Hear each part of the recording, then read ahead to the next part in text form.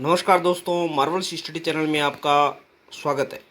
दोस्तों, इस चैनल के माध्यम से एनसीईआरटी राजस्थान अध्ययन के महत्वपूर्ण बिंदुओं को वीडियो के माध्यम से आपको उपलब्ध करवाए जाने का प्रयास किया जा रहा है। अगर अभी तक आपने मेरे चैनल को सब्सक्राइब नहीं किया है तो सबसे पहले सब्सक्राइब करके बेल आइकन को प्रेस कर दे ताकि वीडियो की नोटिफिकेशन लगातार आपको मिलती रहे। एनसीईआरटी राजस्थान अध्ययन के महत्वपूर्ण बिंदुओं के लिए आज अपन चर्चा करते हैं आज के महत्वपूर्ण बिंदुओं की, जो कि चित्रकला के संबंध में है। राजस्थान की चित्रकला। राजस्थानी चित्रकला का उद्भव काल 15वीं शताब्दी से माना जाता है। राजपूत काल में भित्ति चित्र, पोथी चित्र, काष्ठ पट्टिका चित्र और लघु चित्र बनाने की परंपरा रही है। राजस्थानी चित्रकला का प्रारंभिक और मौलिक रूप मेवाड़ शैली में दिखाई देता है, इसलिए इसे राजस्थानी चित्र शैलियों की जनक शैली भी कहा जाता है। 1260 ईस्वी में चित्रित श्रावक प्रतिक्रमण सूत्र चूर्णी नामक चित्रित ग्रंथ इसी शैली का प्रथम उदाहरण है। श्रावक प्रतिक्रमण सूत्र चूर्णी ग्रंथ है वह मेवाड़ शैली का प्रथम ग्रंथ माना जाता है। अगली है मेवाड़ शैली। राजस्थानी चित्रकला का सबसे प्राचीन केंद्र माना जाता है। महाराणा अमर सिंह के शासनकाल में इस चित्र शैली का अधिक विकास हुआ था।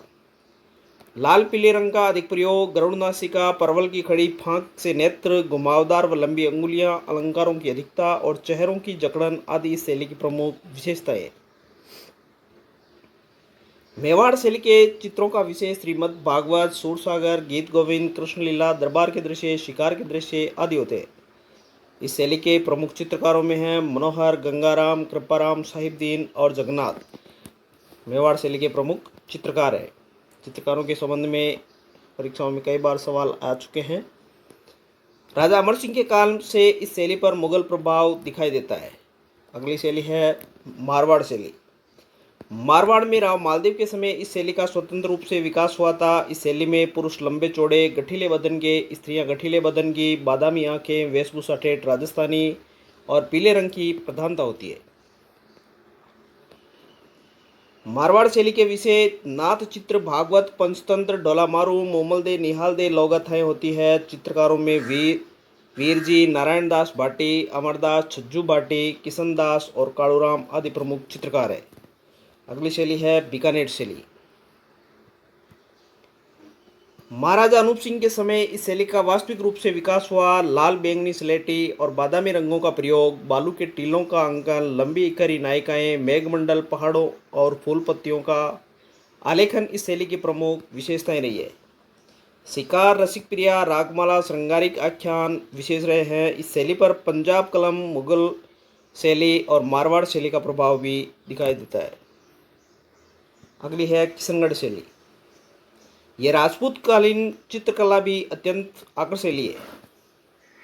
इस शैली का सर्वाधिक विकास राजा नागरिक दास के समय हुआ था। उभरी हुई ठोड़ी, नेत्रों की खंजनाकृति बनावट, धनुषाकार बाहें, गुलाबी अदा, सुरम्य सरोवरों का अंकन इस चित्र शैली के चित्रों की प्रमुख विशेषता है।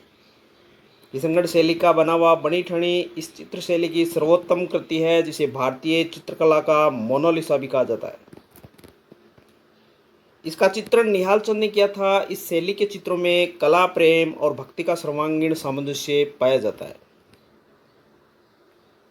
अगली शैली है जयपुर शैली। जयपुर शैली चित्र शैली का काल 1600 ईस्वी से 1700 ईस्वी के मध्य माना जाता है। इस शैली पर राजस्थान में मुगल चित्रकला का सर्वाधिक प्रभाव रहा है। सफ़ेद, लाल, पीले, नीले तथा हरे रंग का अधिक प्रयोग, सोने चांदी का उपयोग, पुरुषों की बलिष्ठता और महिला की कोमलता इस शैली की प्रमुख विशेषता रही है। शाही सवारी, महफिलें, राग रंग, शिकार, बारहमासा गीत, गोविंद, रामायण आदि इसके प्रमुख विषय रहे हैं। अगली शैली है बूंदी शैली। मेवाड़ से प्रभावित राव सुरजन से प्रारंभ बूंदी शैली उमेश सिंह के समय तक उन्नति के शिखर पर पहुंची थी। लाल पीले रंगों की प्रचुरता, छोटा कद, प्रकृति का सतरंगी चित्रण इस चित्र शैली की विशेषता रही है।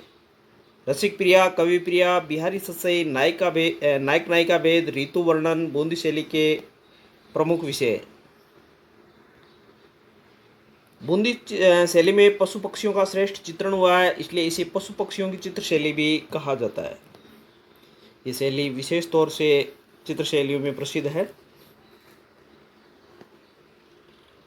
यहाँ के चित्रकारों में सुरजन, अहमद अली, रामलाल, श्री किशन और साधुराम मुख्य थे। अगली शैली है कोटा शैली। कोटा चित्र शैली में बूंदी तथा मुगल शैली का समन्वय पाया जाता है। स्त्रियों के चित्र पुतलियों के रूप में, आंखें बड़ी, नाक छोटी, ललाट बड़ा, लहंगे ऊंचे, वेणी अकड़ी हुई इस शैली की प्रमुख विशेषताएं रही है। चित्रों के विशेष शिकार, उत्सव, श्रीनाथ कथा चित्रण, पशु पक्षी चित्रण प्रमुख रूप से रहे। अगली शैली है नाथ द्वारा चित्र शैली। यह शैली अपनी चित्रण विलक्षणता के लिए प्रसिद्ध रही है। यह श्रीनाथ जी की छवियों के रूप में पिछवाई चित्रण बहुत प्रसिद्ध है। नाथ द्वारा का पिछवाई चित्रण किया जाता है। इस प्रकार राजस्थान चित्रण की दृष्टि से संपन्न रहा है। यहाँ पर पोथीखाना जयपुर में स्थित है, मानसिंह पुस्तक प्रकाश जोधपुर में है, सरस्वती भंडार उदयपुर में है और स्थानीय महाराजाओं तथा सामंतों के संग्रहालयों में चित्रकला का ऐसा समृद्ध भंडार उपलब्ध है जो भारत की कला निधि का एक भव्य संग्रह भी है। अगले पढ़ते हैं त्योहार एवं उत्सव। यहाँ के प्रमुख लोकोत्सव में गणगौर और तीज का महत्वपूर्ण स्थान है। गणगौर का उत्सव होलिका उत्सव से लेकर चैत्र शुक्ला तृतीया तक चलता है। सदवा स्त्रियां और कुमारियां सुहाग की अमरता एवं अच्छे वर्ग की अभिलाषा से ईश्वर ईश्वरी की पूजा करती है। यह उत्सव जयपुर, जोधपुर, उदयपुर और कोटा में गणगौर की सवारी निकालकर बड़ी धूमधाम से मनाया जाता है। तीज का त्योहार भाद्रपद कृष्णा तृतीया की को बालिकाएं एवं नवविवाहिताएं प्रकृति के प्रांगण में गीतों का गायन कर, झूलों में झूलकर, नवीन पोशाक पहनकर और मेहंदी रचा करके मनाती है। जयपुर की तीज की सवारी विश्व भर में प्रसिद्ध है।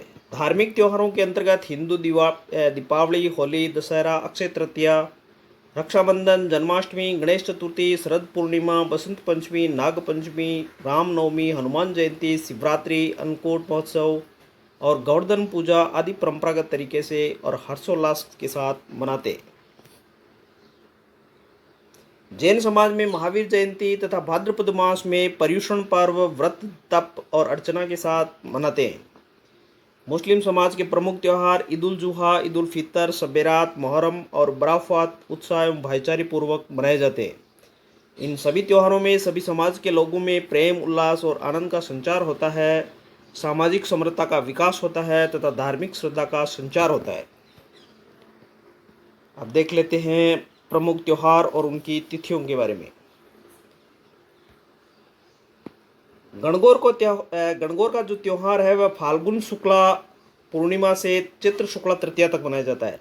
विशेष रूप से ये चैत्र शुक्ला तृतीया को ही मनाया जाता है। महाशिवरात्रि का त्योहार फाल्गुन कृष्ण पक्ष की त्रयोदशी को मनाया जाता है। दीपावली कार्तिक कृष्ण पक्ष की अमावस्या को मनाया जाता है।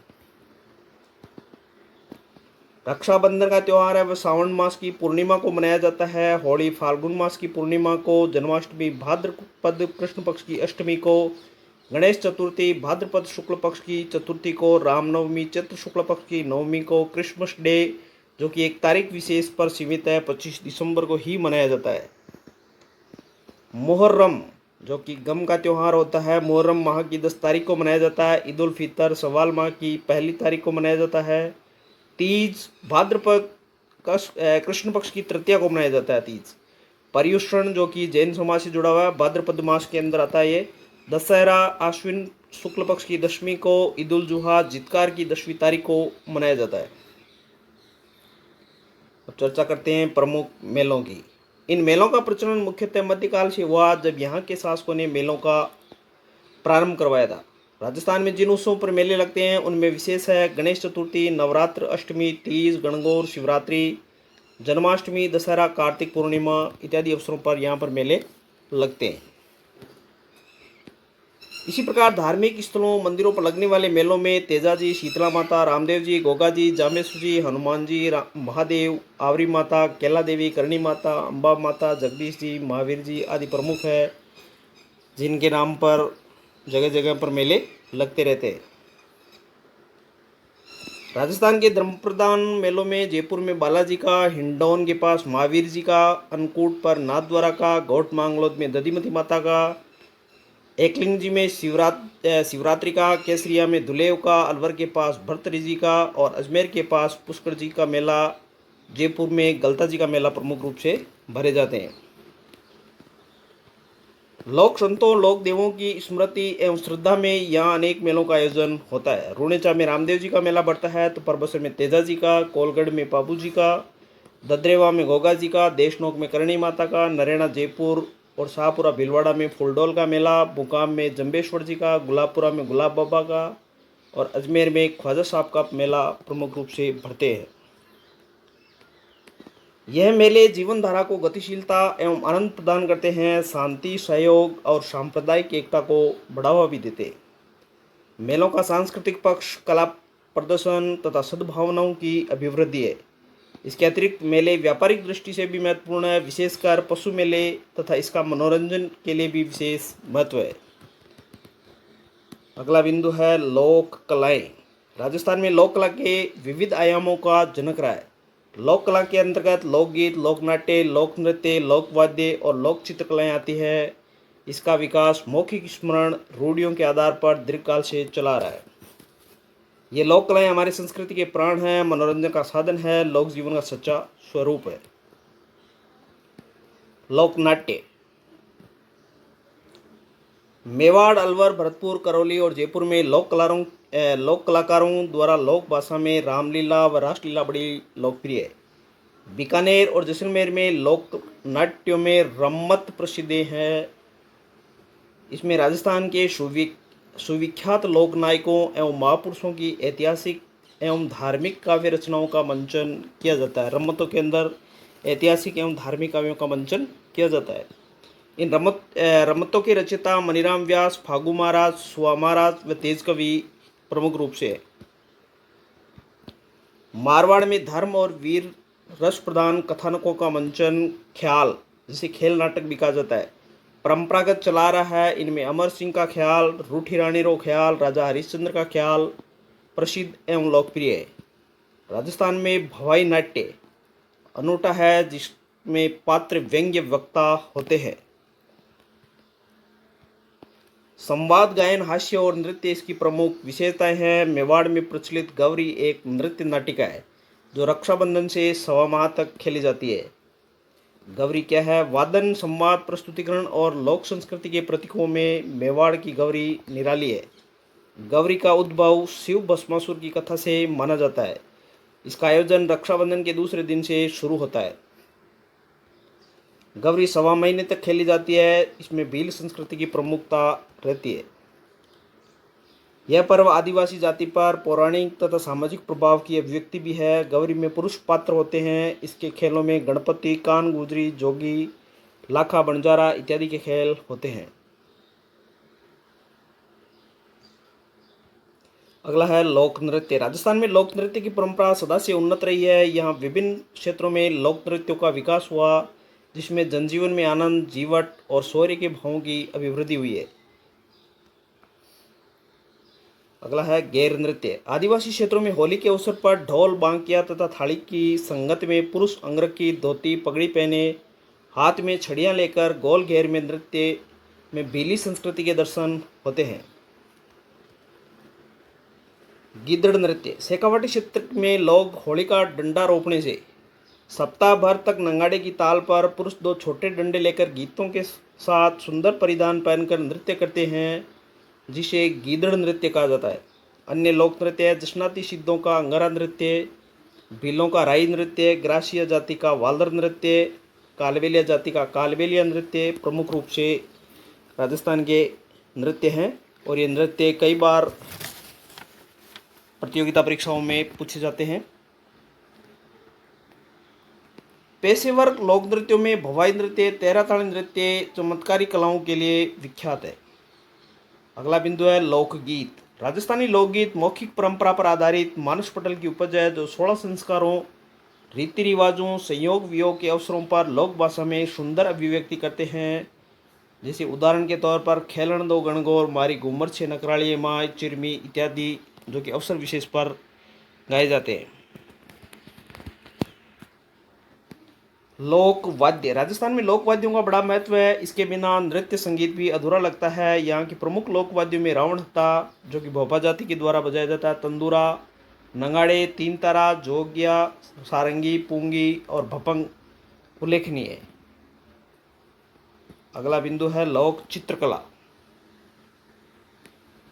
पथवारी गांव में पथरक्षक के रूप में पूजा जाने वाला स्थल जिस पर विभिन्न प्रकार के चित्र बने हुए होते हैं।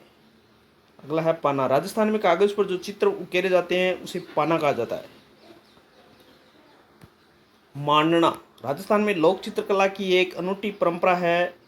त्योहारों एवं मांगलिक अवसरों पर पूजा स्थल चौक पर ज्यामितीय वृत्त, वर्ग या आड़ी तिरछी रेखाओं के रूप में मांडना बनाए जाते हैं। फड़ कपड़ों पर किए जाने वाले चित्रांकन को फड़ कहा जाता है। सांझी यह गोबर के घर के आंगन, पूजा स्थल अथवा चबूतरे पर बनाया जाता है। साथियों, ये थे राजस्थानी चित्रकला एवं विभिन्न कलाओं से संबंधित कक्षा 9 की पुस्तक में दिए गए महत्वपूर्ण बिंदु। आशा करता हूँ साथियों कि मार्वल्स स्टडी चैनल से एनसीईआरटी राजस्थान अध्ययन के महत्वपूर्ण बिंदु के वीडियो आपकी तैयारी के लिए सार्थक साबित होंगे।